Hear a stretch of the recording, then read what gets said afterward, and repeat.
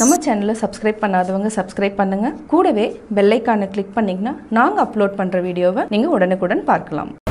எனக்கு செய்ய போகிறது திணை கார தோசை. திணையில் நிறைய ஃபைபர் கண்டென்ட் இருக்குது. இது அடிக்கடி உணவில் எடுத்துக்கலாம். திணை, வரகு அரிசி, சாமை, குதிரைவாளி இந்த மாதிரி அரிசியிலேயே நம்ம தோசையும் நிறையா நம்ம செய்யலாம். அதே மாதிரி ஈஸியாகவும் பண்ணலாம். குழந்தைகளுக்கு நீங்கள் அதாவது ரைஸாக கொடுக்க பிடிக்கலைன்னா நம்ம இந்த மாதிரி தோசை மாதிரி செஞ்சு கொடுக்கலாம். ஏன்னா ஃபைபர் குழந்தைங்க வளர்கிற குழந்தைகளுக்கு ரொம்ப தேவைப்படுது. அதே மாதிரி இதில் என்னென்னா காரத்துக்கு நான் வரமிளகா, மிளகு, அதை சின்ன வெங்காயம் நான் ஆட் பண்ணியிருக்கேன். பாசிப்பருப்பு, அரிசி, பச்சரிசி இருந்தாலும் ஓகே, நீங்கள் இட்லி அரிசி இருந்தாலும் எடுத்துக்கலாம். வாங்க எப்படி செய்கிறதுன்னு பார்க்கலாம். நான் இன்றைக்கி செய்ய போகிறது திணை கார தோசை. தேவையான பொருட்கள் என்னன்னா, திணை நம்ம 300 கிராம் எடுத்திருக்கேன். 200 கிராம் பாசிப்பருப்பு, 75 கிராம்ஸ் பச்சரிசி எடுத்துக்கலாம். வெந்தயம் 1/4 டீஸ்பூன், 3 டேபிள் ஸ்பூன் உளுத்தம்பருப்பு, ஒரு 6 வரமிளகாய் எடுத்திருக்கேன். சின்ன வெங்காயம் ஒரு 25 வெங்காயம் எடுத்திருக்கேன். 1 டேபிள் ஸ்பூன் சீரகம், 1/4 டேபிள் ஸ்பூன் மிளகு, தேவையான அளவு உப்பு. நம்ம இது எல்லாத்தையுமே நல்லா கழிஞ்சிட்டு ஊற வச்சுக்கலாம். அதாவது பாசிப்பருப்பும் பச்சைப்பயிரும் நம்ம தனியாக ஊற வச்சுக்கலாம். திணை அதாவது வெந்தயம், உளுத்தம்பருப்பு, பச்சரிசி, பாசிப்பருப்பு இந்த 4ஐயும் நம்ம தனியாக ஊற வச்சுக்கலாம். திணை மட்டும் நம்ம தனியாக ஊற வச்சுக்கலாம். ஏன்னா சீக்கிரம் அரபுறதுக்காக நான் இந்த மாதிரி சொல்லியிருக்கேன். காரம் உங்களுக்கு தேவைன்னா நம்ம அதிகமாகவே யூஸ் பண்ணிக்கலாம். இப்போ எப்படி செய்கிறதுன்னு பார்க்கலாம். இது மினிமம் 3 ஹவர்ஸ் ஊறணும். இதுக்கு புளிக்கணுங்கிற அவசியம் இல்லை. நீங்கள் 1 ஹவர் வச்சுருந்தீங்கனாவே போதும். அந்தளவுக்கு இருந்தாவே போதும். நம்ம டைரெக்டாக தோசை ஊற்றிக்கலாம். இது நான் 2-3 டைம் நல்லா கழுவிட்டேன். இப்போ திணைக்கும் நம்ம தண்ணி ஊற்றிக்கலாம்.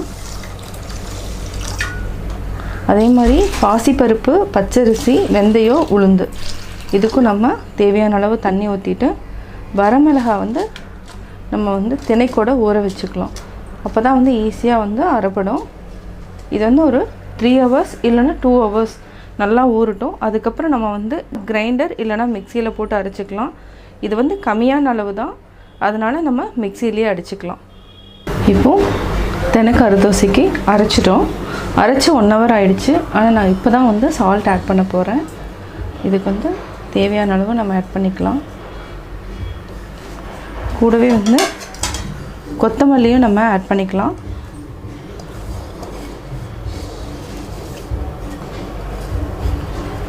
இது நல்லா மிக்ஸ் பண்ணிக்கோங்க. சால்ட் நம்ம தேவைன்னா போட்டுக்கலாம்.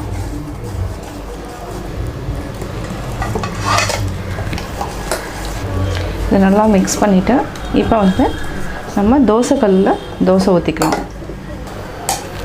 நல்லா மிக்ஸ் பண்ணியாச்சு. இப்போ ஊற்றிக்கலாம். இப்போ நான் தோசைக்கல் வச்சுட்டேன். இதுக்கு லைட்டாக நான் நல்லெண்ணெய் தான் ஆட் பண்ணுறேன். கல் நல்லா காஞ்சிடுச்சு. இப்போ நம்ம தோசை ஊற்றிக்கலாம்.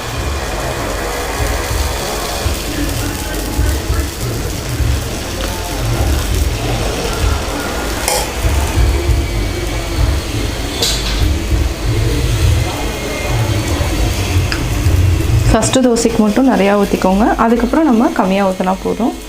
இப்போதைக்கு நல்லா சிம்மில் வச்சுட்டு வேக வச்சுக்கலாம். இப்போ நம்ம திருப்பி போட்டுக்கலாம்.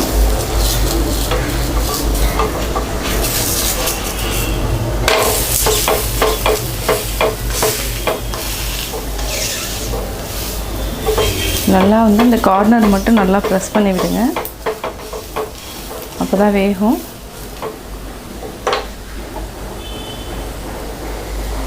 லைட்டாக நான் எண்ணெய் ஊற்றிருக்கேன்.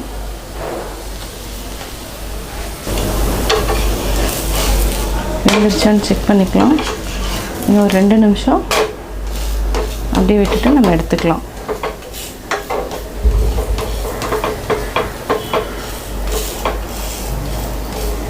இந்த அளவு நான் 4 பேர்த்துக்கு மட்டும் அளவு எடுத்திருக்கேன்.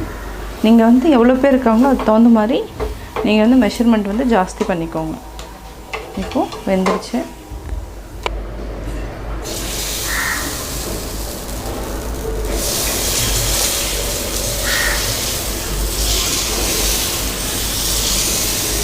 தோசை நல்லா வெந்துடுச்சு.